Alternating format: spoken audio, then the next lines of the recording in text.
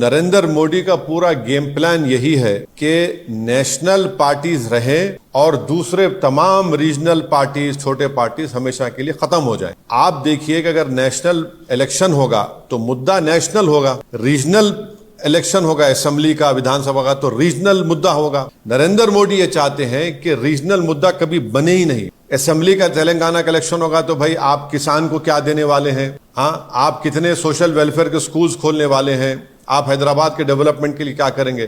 तो बीजेपी यही चाहती है कि ये वन नेशन वन इलेक्शन करवाकर रीजनल पार्टीज को कमजोर करके रख दिया जाए। और ये बार बार इनका आर्ग्यूमेंट है कि नहीं, हर थोड़े दिन का इलेक्शन हो रहा है, हर थोड़े महीने के बाद इलेक्शन होना, ये भारत के गरीबों का फायदा है। इसमें फायदा क्यों है बता रहा हूं मैं आपको। जब कभी भी चुनाव होता है नरेंद्र मोदी पीछे हटते हैं, जनता के हित में कोई ना कोई फैसला लेना पड़ता है उनको, चाहे पेट्रोल की कीमतें कम हो जाती हैं, कुछ ना कुछ उनको किसानों को देना पड़ता है। तो ये इलेक्शन होना जरूरी है, क्योंकि जो भी सरकार होगी वो हमेशा अपने खड़े भी रहेगी जनता की खिदमत के लिए। अगर आप 5 साल के बाद पूरा चुनाव कराएंगे तो जनता का जो वोट का बार्गेनिंग पावर है हमेशा के लिए खत्म हो जाएगा। बीच में अगर सरकार गिर गई, क्या करेंगे आप फिर, क्या करेंगे आप। तो ये भारत के जमहूरियत के लिए, भारत की फेडरलिज्म के लिए, भारत के संविधान के बेसिक स्ट्रक्चर के लिए ये ठीक नहीं है, और गरीब जनता के लिए ठीक नहीं है, किसानों के लिए ठीक नहीं है, युवाओं के लिए ठीक नहीं है। आप पहले करवाइए सेंसस कास्ट का, आप पहले करवाइए, कानून लाइए, 50% रिजर्वेशन को ब्रीच करिए, वो करिए ना आप वो नहीं करना चाह रहे। आप युवाओं को नौकरी का कानून बनाइए, वो नहीं करना चाह रहे आप जो पॉलिटिकली बीजेपी को फायदा हो सकता है, नेशनल पार्टी को, अब वही करने जा रहे हैं। मैं शुरू से प्राइम मिनिस्टर की जो उस वक्त मीटिंग हुई थी, उस वक्त मैं और लेट येचुरी साहब ओपनली मुखालिफत किए थे, और उस मीटिंग में नरेंद्र मोदी का चेहरा लाल हो गया था एकदम, क्योंकि जितने पार्टीज थे वो मोर और लेस सपोर्ट कर रहे थे। अब किसी नाम लेना नहीं चाह रहा मैं, बास का एम्बिगुअस स्टैंड था, मगर क्लियर कट स्टैंड हमारा और येचुरी साहब का था कि हम इसके खिलाफ हैं। और नरेंद्र मोदी उस मीटिंग अच्छी तरह याद है, अगर मिनट्स है तो निकाल के दे दे गवर्नमेंट। मोदी ने कहा कि देखिए महाशय ऐसा बोल रहे हैं कि हमको फायदा होगा और नेशनल पार्टीज को फायदा होगा। मिसाल दिए मोदी, क्या मुद्दा होगा, जनता फैसला देगी अपना। ये तो लग रहा है कि हरियाणा बुरी तरह हारने वाले हैं बीजेपी, और फिर लगता है कि कश्मीर में इनका खाता नहीं खुलेगा, जम्मू में मुकाबला होगा। अगर जम्मू के मुसलमान मुत्तहदा तौर पर वोट का इस्तेमाल करेंगे तो वहां पर भी इनका बहुत बड़ा लॉस होने जा रहा है। हम तो चाहेंगे कि सुप्रीम कोर्ट जो 1 अक्टूबर को गाइडलाइंस देगा, हम तो बेचैनी से इंतजार में उन गाइडलाइंस के। 1 अक्टूबर तक तो कोई कुछ नहीं कर सकता। भाई आप बुलडोजर को ग्लोरीफाई कर रही थी बीजेपी, संविधान को ग्लोरीफाई नहीं कर रही थी, ग्लोरिफिकेशन ऑफ बुलडोजर हो रहा था।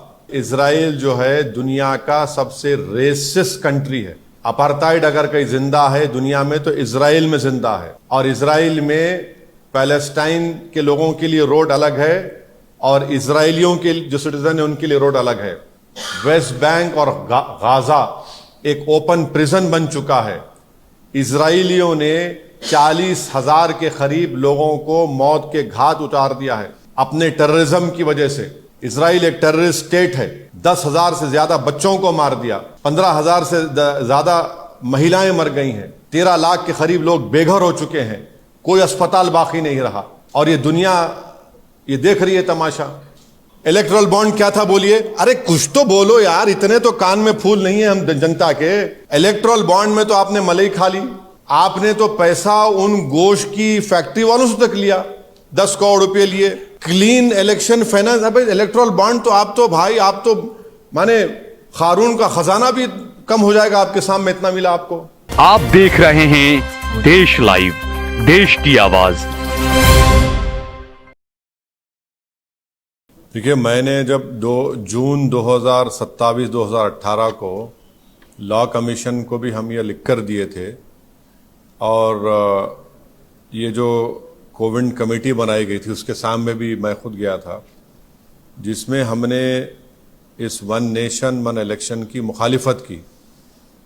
और हमारा मानना यह है कि this is a solution in search of a problem. इसको अगर डिस्क्राइब करना है, this is a solution in search of a problem.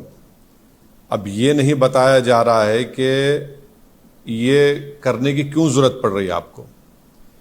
सरकार ये बोलती है कि आपके पॉलिसी पैरालिसिस होता है, कॉस्ट ऑफ एक्सचेकर को खर्चा होता है। पहले तो यह है कि मॉडल कोड ऑफ कंडक्ट किसी पॉलिसी मेकिंग को जो डेवलपमेंटल है और रूटीन इन नेचर है उसको रोकता नहीं है, नंबर 1। दूसरी बात यह है कि इलेक्टोरल डेमोक्रेसी एक पिलर है हमारे भारत के पूरे कॉन्स्टिट्यूशन का। अब ये वीक कंसिडरेशंस पर अगर सरकार, मोदी सरकार ये कह रही है कि हमको पूरे इलेक्शन एक साथ करा देंगे हम, एडमिनिस्ट्रेटिव कन्वीनियंस, इकोनॉमिक वायबिलिटी, तो अगर कॉन्स्टिट्यूशनल रिक्वायरमेंट्स अगर फाइनेंशियल और एडमिनिस्ट्रेटिव कंसिडरेशंस पे होगा तो ये तो अलग कॉन्सिक्वेंसेस होंगे, इसके एब्सर्ड कॉन्सिक्वेंसेस होंगे। तो फिर अगर आप ये बोलेंगे भाई सिविल सर्विस काम नहीं कर रहा है, पुलिस काम नहीं कर रही है, निकाल दो। जुडिशरी में बहुत से केसेस पेंडिंग है, जुडिशरी को बंद कर दो। तो ये ऐसा नहीं हो सकता है। इसीलिए ये जो वन नेशन वन इलेक्शन की बात नरेंद्र मोदी 2019 से कर रहे हैं, 2019 में जब उनको दोबारा कामयाबी मिली तो उस वक्त ऑल पार्टी मीटिंग हुई थी पार्लियामेंट की, लोकसभा की लाइब्रेरी में। उसमें तमाम पार्लियामेंट में जितने एमपीज थे, लोकसभा राज्यसभा, उनके पार्टी के लीडर्स को बुलाया गया। उस मीटिंग में मुझे अच्छी तरह याद है कि मेरी पार्टी और लेट हमारे जो सीपीएम के लीडर सीताराम येचुरी, हमने इसकी मुखालिफत की थी। तो नरेंद्र मोदी का पूरा गेम प्लान यही है कि नेशनल पार्टीज रहें और दूसरे तमाम रीजनल पार्टीज, छोटे पार्टीज हमेशा के लिए खत्म हो जाएं। आप देखिए कि अगर नेशनल इलेक्शन होगा तो मुद्दा नेशनल होगा, रीजनल इलेक्शन होगा असेंबली का, विधानसभा का, तो रीजनल मुद्दा होगा। नरेंद्र मोदी ये चाहते हैं कि रीजनल मुद्दा कभी बने ही नहीं। इलेक्शन होगा, अगर हैदराबाद पार्लियामेंट का इलेक्शन होगा तो जाहिर है दिल्ली में जो भी जीत कर जाएगा क्या करेगा। असेंबली का तेलंगाना का इलेक्शन होगा तो भाई आप किसान को क्या देने वाले हैं, हाँ, आप कितने सोशल वेलफेयर के स्कूल्स खोलने वाले हैं, आप हैदराबाद के डेवलपमेंट के लिए क्या करेंगे। तो बीजेपी यही चाहती है कि ये वन नेशन वन इलेक्शन करवाकर रीजनल पार्टीज को कमजोर करके रख दिया जाए। और ये बार बार इनका आर्गुमेंट है कि नहीं, हर थोड़े दिन का इलेक्शन हो रहा है, हर थोड़े महीने के बाद इलेक्शन होना, ये भारत के गरीबों का फायदा है। इसमें फायदा क्यों है बता रहा हूं मैं आपको। जब कभी भी चुनाव होता है नरेंद्र मोदी पीछे हटते हैं, जनता के हित में कोई ना कोई फैसला लेना पड़ता है उनको, चाहे पेट्रोल की कीमतें कम हो जाती हैं, कुछ ना कुछ उनको किसानों को देना पड़ता है। तो ये इलेक्शन होना जरूरी है, क्योंकि जो भी सरकार होगी वो हमेशा अपने खड़े भी रहेगी जनता की खिदमत के लिए। अगर आप 5 साल के बाद पूरा चुनाव कराएंगे तो जनता का जो वोट का बार्गेनिंग पावर है हमेशा के लिए खत्म हो जाएगा। अब हरियाणा को चुनाव हो रहा है, महाराष्ट्र को चुनाव हो रहा है। नरेंद्र मोदी ने कितने मर्तबा जाकर महाराष्ट्र में इनॉग्रेशन किया बताइए, कितने मर्तबा जाकर ये डेवलपमेंट वो डेवलपमेंट का काम मैं कर रहा हूं, फाउंडेशन डाल रहा हूं। तो ये इससे भारत के गरीब मतदानों का, स्टेट्स का बहुत बड़ा नुकसान होगा।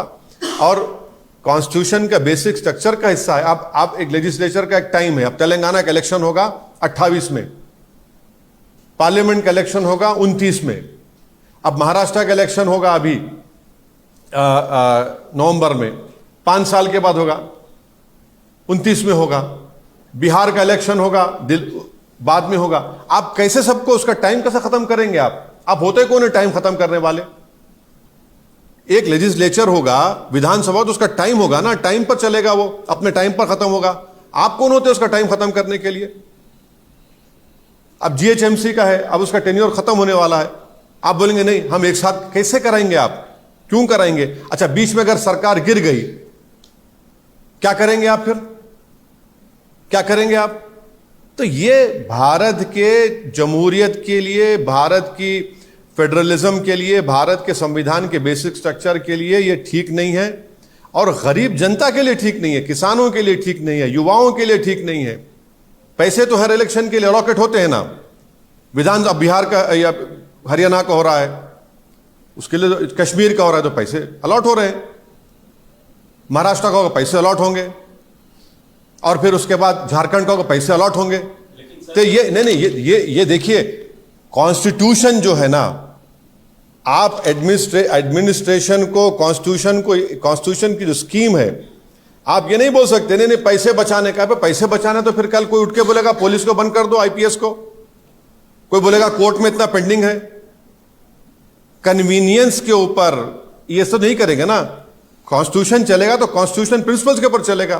तो बेसिकली नरेंद्र मोदी सिर्फ, क्योंकि बीजेपी की आइडियोलॉजी आरएसएस की हमेशा ही रही है कि वो रीजनल पार्टीज को नहीं चाहते, इसीलिए वन नेशन वन इलेक्शन का एक मार रहे हैं तुग्गा।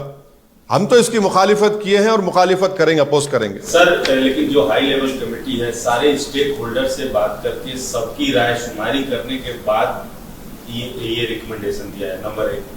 दूसरा, 1 मिनट, आपने रायशुमारी की तो कोई पत्थर की लकीर तो नहीं है ना। क्या कोई कोविड कमेटी भारत के फेडरलिज्म खत्म कर देगी? भारत के कॉन्स्टिट्यूशन में जो एक लेजिस्लेचर का एक फिक्स टेन्योर, उसको खत्म कर देंगे आप? Sir one nation one election से फेडरलिज्म कहां? बिल्कुल है, फेडरलिज्म है। तो अगर मैं तो बता रहा हूं ना आपको, एक स्टेट का एक टेन्योर होता है असेंबली का, आप कैसे कटल करेंगे उसको? कर्नाटका का इलेक्शन आप बोलेंगे 29 में करा दो, उनका तो पहले इलेक्शन होना चाहिए कर्नाटका का। आप कौन होते हैं भाई? स्टेट की जनता का आप क्यों छीन रहे हैं? कर्नाटका की जनता बोलेगी भाई मैं इसको पसंद करूंगा, नहीं पसंद करूंगा। यूपी की जनता बोलेगी। आप कौन होते बैठकर करने वाले दिल्ली से? आप यही चाह रहे हैं सेंट्रलाइज हो जाए हर चीज। पहले आप देखिए कि आज साउथ इंडिया में कितना गम और गुस्सा है। 100 रुपये हम देते तो तेलंगाना को कितने पैसे आते? कितने पैसे आते कर्नाटका को? ये सब आर्गुमेंट्स निकलेंगे उसमें। आप पहले करवाइए सेंसस कास्ट का, आप पहले करवाइए, कानून लाइए, 50% रिजर्वेशन को ब्रीच करिए, वो करिए ना आप वो नहीं करना चाह रहे। आप युवाओं को नौकरी का कानून बनाइए, वो नहीं करना चाह रहे आप जो पॉलिटिकली बीजेपी को फायदा हो सकता है, नेशनल पार्टी को, अब वही करने जा रहे हैं। सर आपने कहा कि इस देश में सर आजादी के बाद से पहले चुनाव से लेकर 1967 तक वन नेशन वन, ये आर्गुमेंट पुराना है ना। हाँ सर, यही था उसका 68-69 में कुछ स्टेट में रिजोल्यूशन हुआ असेंबली का, पहले इसकी वजह से one nation one code automatically उन स्टेट में इलेक्शन होता है। लेकिन आजादी जब हुई उसके बाद जब चुनाव हुए 1967 तक वन नेशन वन इलेक्शन था। आप ये एक सुन लीजिए, मैं समझ गया। आप ये बताइए आजादी के बाद कितने रीजनल पार्टीज थे भाई? एक कांग्रेस थी, फिर आपके स्वतंत्रता पार्टी थी, और दूसरे जनसंघ थी, और उसके बाद कितने पार्टीज बने? कम्युनिस्ट पार्टी थी हाँ, अब तो इतने पार्टीज हो गए। आप वो टाइम पे ले जाना चाह रहे, यही तो कह रहा हूं ना मैं। आप वही टाइम पे लेके जाना चाह रहे कि सिर्फ मैं रहूं हीरो और कोई ना रहे, मैदान मेरे लिए साफ है और मैं चलता रहूं। ऐसा नहीं होने वाला है। आपने कहा कि रीजनल पार्टियों को खत्म करने की साजिश है, केवल नेशनल पार्टीज को बढ़ावा देने की। तो क्या आप बतौर रीजनल पार्टी सदर और दूसरी रीजनल पार्टी के पार्टियों से कंसल्ट करके इस चीज को उठाएंगे? एक कोई कॉकस या नहीं देखिए, ये सवाल अभी उठता ही नहीं है। मैं अपनी राय देने के लिए यहां पर बैठा हूं। मैं शुरू से प्राइम मिनिस्टर की जो उस वक्त मीटिंग हुई थी, उस वक्त मैं और लेट येचुरी साहब ओपनली मुखालिफत किए थे, और उस मीटिंग में नरेंद्र मोदी का चेहरा लाल हो गया था एकदम, क्योंकि जितने पार्टीज थे वो मोर और लेस सपोर्ट कर रहे थे। अब किसी नाम लेना नहीं चाह रहा मैं। बास का एम्बिग्यूअस स्टैंड था, मगर क्लियर कट स्टैंड हमारा और येचुरी साहब का था कि हम इसके खिलाफ हैं। और नरेंद्र मोदी उस मीटिंग अच्छी तरह याद है, अगर मिनट्स है तो निकाल के दे दे गवर्नमेंट। मोदी ने कहा कि देखिए महाशय ऐसा बोल रहे हैं कि हमको फायदा होगा और नेशनल पार्टीज को फायदा होगा। मिसाल दिए मोदी, देखिए जगन आंध्रा में उस वक्त क्या हुआ, उड़ीसा में क्या हुआ।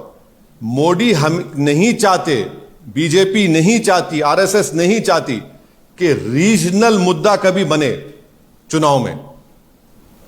सर आप विरोध के नाम पर इकलौता विरोध करते हैं, अकेले विरोध करते हैं, विरोध करके बैठ जाते हैं। जब विरोधियों को साथ आने की, खड़े होने की बात होती है तो आपने, इसीलिए आप टीम बी टीम होने का आरोप नहीं, आप विरोध करके बस बैठ जाते हैं। विरोध नहीं, देखिए अब देखिए, तभी तो आप यहां पर आए हैं ना, वरना क्या थे क्या आप? इतने लोग माशाल्लाह, देखिए इतने लोग आ गए एक दीवाने को सुनने को, तभी तो कुछ है ना कि हमारी बात में सब्सटेंस है। ऐसी तो बात नहीं, विरोध करना जमहूरियत का हिस्सा है। अगर विरोध नहीं होगा तो फिर डिक्टेटरशिप हो जाएगी। रीजनल पार्टी से कंसल्ट करके नहीं, हम इसके मेरा बोलना है कि वन नेशन वन इलेक्शन के AIMIM पार्टीज के खिलाफ थी, है और रहेगी। अगर पार्लियामेंट में लेकर आएंगे हम उसका अपोज करेंगे। जनता के पास भी जाकर हम बताएंगे कि आपका नुकसान होने वाला है। अगर कोई सरकार 5 साल के लिए बन जाएगी, क्या काम करेगी भाई? वो प्रदेश का मुद्दा कभी मुद्दा ही नहीं बनेगा। अब इतना बड़ा स्टैचू गिर गया छत्रपति शिवाजी का, अपन सोचिए थोड़ी देर के लिए, अगर एक चुनाव होगा तो मोदी बोलेंगे मैं ही सबसे बड़ा हूं, बस मुझे देखो, मैं बोल रहा हूं। कभी नहीं बनेगा। अब उत्तर प्रदेश में मोदी ने कहा था कि वो जो जानवर रोडों में भाग रहा है, थर्ड फेज के बाद कहां वो जानवर आज भी फिर रहा है, खा रहा है। ये बेसिक स्ट्रक्चर के खिलाफ है, फेडरलिज्म के खिलाफ है, कॉन्स्टिट्यूशन की जो स्कीम है उसके खिलाफ है, और ये डेमोक्रेसी के लिए ठीक नहीं है और जनता के लिए ठीक नहीं है। उत्तर प्रदेश के चुनावों को नजर में रखते हुए 2027 में जो उत्तर प्रदेश के चुनाव, उसको लेकर शायद बीजेपी ये कर रही है, क्योंकि अभी लोकसभा के चुनाव में उनका परफॉर्मेंस उत्तर प्रदेश में उतना बेहतर नहीं हुआ है। क्या लगता है, ये उत्तर प्रदेश के चुनाव को नजर में रखते हुए ये कोशिश की जा रही है? मैंने हो सकता इसी सवाल के साथ हो सकता सवाल है कि अब वन नेशन वन इलेक्शन की बात कही गई है, तो जो अब दीगर राज्यों में चुनाव होने हैं, तो क्या उसके नतीजे भी इस बात को बता सकते हैं कि पब्लिक इससे सहमत है नहीं है? वो एक मसला हो सकता है, मुद्दा हो सकता है आपके लिए और विरोधी पार्टियों के लिए। क्या मुद्दा होगा? जनता फैसला देगी अपना। ये तो लग रहा है कि हरियाणा बुरी तरह हारने वाले हैं बीजेपी, और फिर लगता है कि कश्मीर में इनका खाता नहीं खुलेगा, जम्मू में मुकाबला होगा। अगर जम्मू के मुसलमान मुत्तहदा तौर पर वोट का इस्तेमाल करेंगे तो वहां पर भी इनका बहुत बड़ा लॉस होने जा रहा है। हरियाणा में तो बुरा हाल है, जितना हम सुन रहे हैं, खुद बीजेपी में रिवोल्ट है। सर आपके शहर हैदराबाद में एक बड़ी घटना घटी है, KTR ने ट्वीट करके भी बताया है, 68 बच्चों का मौत हुआ है गांधी हॉस्पिटल में, और उससे ज्यादा कई महिलाएं भी मरी। टोटल 70 के करीब मौतें हुई हैं सिर्फ अगस्त के महीने में। तो आप इस नहीं, वो बोलना क्या चाह रहे? वो उन्होंने सवाल उठाया कि इतनी मौतें कैसे हो नहीं, एक महीने में? एक नहीं तो कैसे मौत हुई वो बोल रहे हैं, वो रीजन बता रहे हैं क्यों मौत हुई है। हाँ, नहीं वो बता रहे हैं कि क्यों मौत हुई है। भाई अस्पताल में कोई जीता भी है, अगर कि डॉक्टर्स की नेग्लिजेंस है तो यकीनन इंक्वायरी होगी ना। अस्पताल में अगर कोई इंतकाल हो रहा है किसी का तो नेग्लिजेंस है तो बताइए, वो बोल सकते हैं। मेरे को तो, मैं देखा नहीं उनका, क्या वो ट्वीट किए, क्या वो एक्स पे किए क्या? अच्छा, एक्स पे किए। और उन्होंने पार्टी की फैक्ट फाइंडिंग कमेटी बनाई है जो जाके वहां हॉस्पिटल में जो पीड़ित हैं उनसे बात करेंगे और उसकी चीजें जानने की कोशिश करेंगे। आप जा सकते वो नहीं, वो कहीं भी जा सकते भाई, कौन रोका उनको? कहीं भी जा सकते हो, उनको जाना चाहिए। अच्छा है, जा रहे हैं, जाना चाहिए। आप सांसद हैं, आप क्या कर रहे हैं इस घटना पे? अरे भाई मेरे को नहीं, मैं तो अभी सुना हूं ना, मेरे कॉन्स्टिट्यूंसी में उस्मानिया आता है, मैं तो गवर्नमेंट को बोलकर नई बिल्डिंग बनवा रहा हूं। मैं तो कामयाब हो गया नई बिल्डिंग में। जो उस्मानिया की बिल्डिंग मैं तो बोल बोल के थक गया था इन लोगों को, बनाओ या तोड़ो, तो ना वो बनाए ना तोड़े। अब कम से कम रेवंत रेड्डी ने मेरी बात सुन ली, चीफ मिनिस्टर ने, और वो गोशामहल स्टेडियम में नई हॉस्पिटल बन रहा है उस्मानिया का, मैं शुक्रगुजार हूं। वो पूरे बेहतरीन बहुत बड़ी इमारत तामीर होगी अस्पताल के लिए। तो अब ये जो अभी आप इनके बारे में बोल रहे हैं, मैं तो मालूम करूंगा कि भाई अगर डॉक्टर्स की नेग्लिजेंस है तो हम कुछ बोल सकेंगे, वरना गैर जरूरी कि हम वो डॉक्टर्स को क्यों आप इल्जाम लगाएंगे। देखिए गांधी हॉस्पिटल में 98% पूरे गरीब जाते हैं, उस्मानिया में गरीब जाते हैं, वहां पर उनके लिए वो बहुत बड़ी एक सहूलत है। अब कुछ हो रहा है तो नहीं मालूम, मैं बैठकर यहां पर वहां के डॉक्टर्स को उंगली नहीं उठा सकता, और मेरी जिम्मेदारी भी है कि मैं बैठकर सिर्फ बोलूं ये जिम्मेदार है। भाई क्या हो रहा है, कैसे हो रहा है, हम पूछेंगे, मालूम करेंगे, सुप्रिटेंडेंट से बात करेंगे उसके बाद। केंद्र सरकार का कहना है कि 80% रेस्पोंडेंट्स जो थे इस वन नेशन वन इलेक्शन को लेकर सबने सपोर्ट किया। जिन्होंने नहीं किया है, जिन पार्टी ने नहीं किया है, अंदरूनी प्रेशर के चलते उनको भी कल करना ही पड़ेगा। अब अंदरूनी प्रेशर क्या पड़ने वाला नहीं मालूम मेरे को, अंदरूनी प्रेशर क्या होगा नहीं मालूम क्या होगा। नहीं, लेकिन आपको नहीं लगता कि इन सारी चीजों का जो भी आपने सवाल उठाए उनके बारे में भी कमेटी में चर्चा हुई होगी और उसके बारे में भी कुछ सलाह मशवरा हुई होगी? क्योंकि जब आप सवाल उठा रहे तो ये सवाल तो पहले से जहन में थे और आपने पहले ही आपत्ति जताई। देखिए गुजरात में एक मामूली सा वक्फ बोर्ड नहीं बना सकते लोग। 96 से प्रोसेस शुरू हुआ, कोर्ट को गए, कोर्ट उल्टा करते गए, गलत फैसले लेते गए। अब कोविंद साहब को तो बनाए हैं, प्रेसिडेंट ऑफ इंडिया थे, उनको जिम्मेदारी दी गई है। अब क्या बोल सकते हैं उसके बारे में? यही बोल सकते हैं कि ये हमारा जो स्टैंड है हम उस पर कायम रहेंगे। अब वो अगर कल सरकार गिर जाएगी तो क्या होगा बताइए? अगर ये बीजेपी की सरकार गिर गई 2026 में, फर्ज करिए, अल्लाह करे हो जाए, नहीं मालूम, अगर गिर गई क्या करेंगे? क्या करेंगे बताइए? कैसे करेंगे आप? क्या करेंगे? टेन्योर क्या होगा उसका? आप बोलेंगे नहीं टेन्योर होगा 29 तक ही, या फिर टेन्योर होगा 5 साल का। क्या है बताइए ना आप। मैं ये तो बोल रहा हूं भाई, भारत की जनता एक फैसला देती है, आप कौन होते भाई फैसला बदलने वाले? सर वक्फ अमेंडमेंट बिल को लेकर वापस से बयान आया, आप बोलिए। कहा है कि कुछ ही दिनों में वापस बिल लाया जाएगा। अमित शाह को यह जेब नहीं देता कि वो भारत के होम मिनिस्टर हैं। जब स्पीकर ने इसको जॉइंट वर्किंग कमेटी के हवाले किया है और जॉइंट वर्किंग कमेटी अपना काम कर रही है और वो रिपोर्ट अभी पार्लियामेंट को आई भी नहीं, अभी से अगर वो कह रहे हैं तो फिर ये तो अमित शाह एक एग्जीक्यूटिव का हिस्सा है, अमित शाह लेजिस्लेचर का हिस्सा नहीं है। एज अ होम मिनिस्टर उनको कोई राइट नहीं है कि आप लेजिस्लेचर को प्रेशराइज करें। आप प्रेशराइज कर रहे हैं लेजिस्लेचर को कि विंटर सेशन में ला लो रिपोर्ट को। आप होते कौन है? भारत में संविधान में theory of separation of powers है, लेजिस्लेचर इंडिपेंडेंट है, जुडिशियरी इंडिपेंडेंट है, एग्जीक्यूटिव है। आप एग्जीक्यूटिव का हिस्सा है अमित शाह, आप होते कौन है हमारे को प्रेशराइज करने के लेजिस्लेचर को? आपको कोई राइट नहीं है लेजिस्लेचर को आप प्रेशराइज करें, और आप डरा रहे हैं लेजिस्लेचर को ये कहकर। सर ये बुलडोजर वाले इशू पे जो सुप्रीम कोर्ट का आया, नेक्स्ट हियरिंग का कुछ नहीं करने के लिए जो हिदायत। हाँ नहीं बहुत अच्छा फैसला है। हम तो चाहेंगे कि सुप्रीम कोर्ट जो 1 अक्टूबर को गाइडलाइंस देगा, हम तो बेचैनी से इंतजार में उन गाइडलाइंस के। 1 अक्टूबर तक तो कोई कुछ नहीं कर सकता। भाई आप बुलडोजर को ग्लोरीफाई कर रही थी बीजेपी, संविधान को ग्लोरीफाई नहीं कर रही थी। ग्लोरिफिकेशन ऑफ बुलडोजर हो रहा था। और आप देखिए, अगर किसी एक मोहल्ले में 50 घर हैं और सिर्फ घर तोड़ा जा रहा है अब्दुल रहमान का, तो आप ये बता रहे हैं कि वो पूरा मोहल्ला इलीगल नहीं है, सिर्फ यही इसका घर इलीगल है। ये कौन सा है? तो नफरत की मिसाल है ये तो कम्युनलिज्म है पूरा ये बीजेपी का।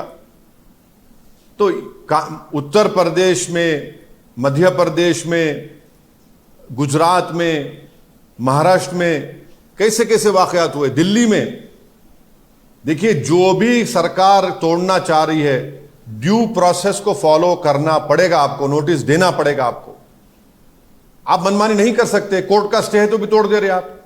इलाहाबाद में वाइफ के नाम पे घर है क्योंकि उसने CAA प्रोटेस्ट में हिस्सा लिया, आपने पति को नोटिस दे घर तोड़ दिया आपने। तो ये तो जुल्म है ना। हैदराबाद में यहाँ बुलडोजर चल रहा है सर। इसमें आप मेरे मालूम था आप पूछेंगे, मेरे जवाब में वो भी शामिल है।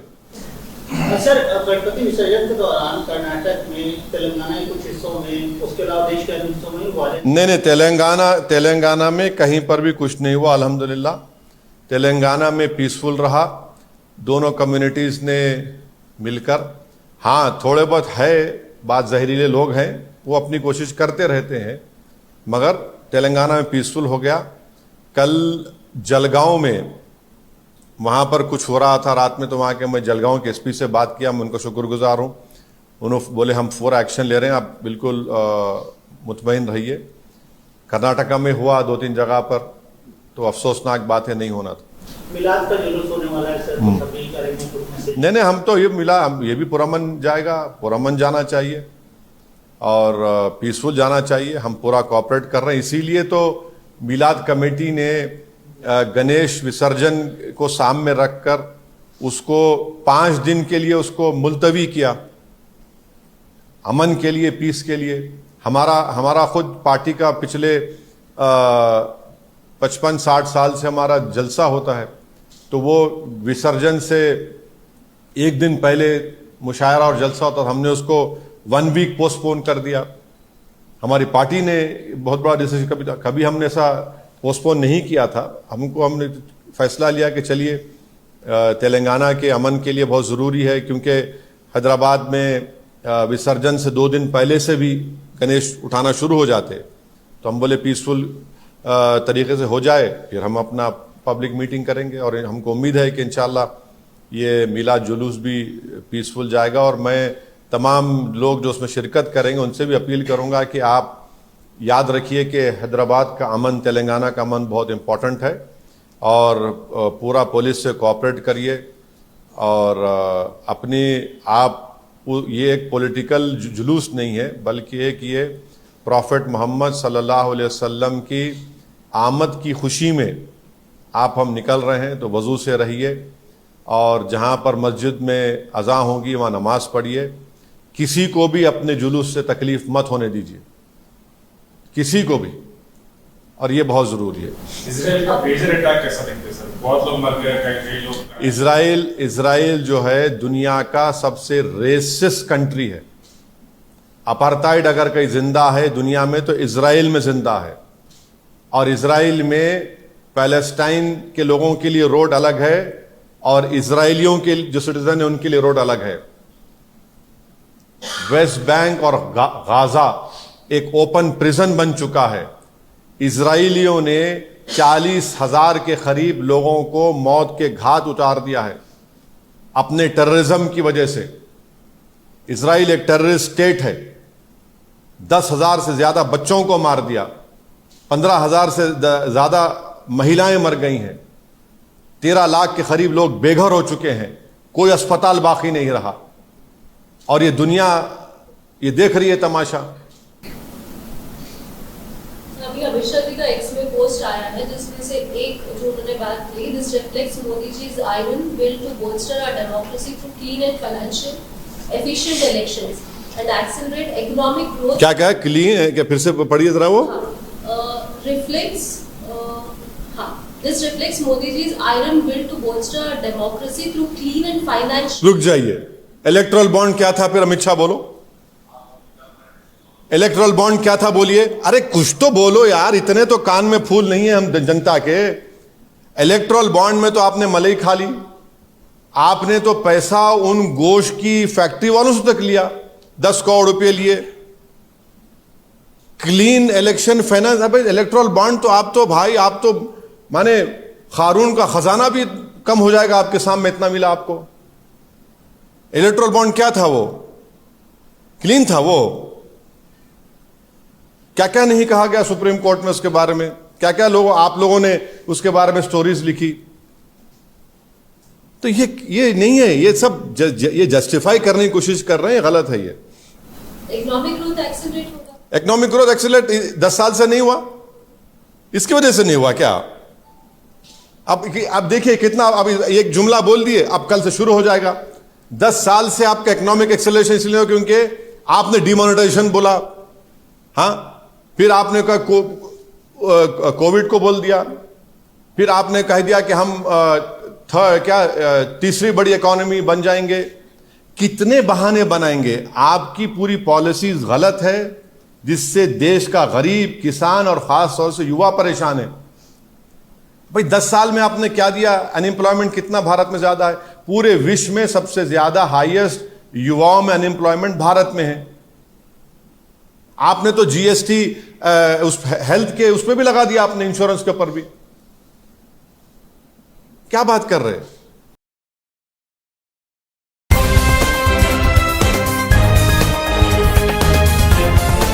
देश और दुनिया की तमाम छोटी और बड़ी खबरों के लिए हमारे चैनल को सब्सक्राइब करना न भूलें और बेल का बटन जरूर दबाएं।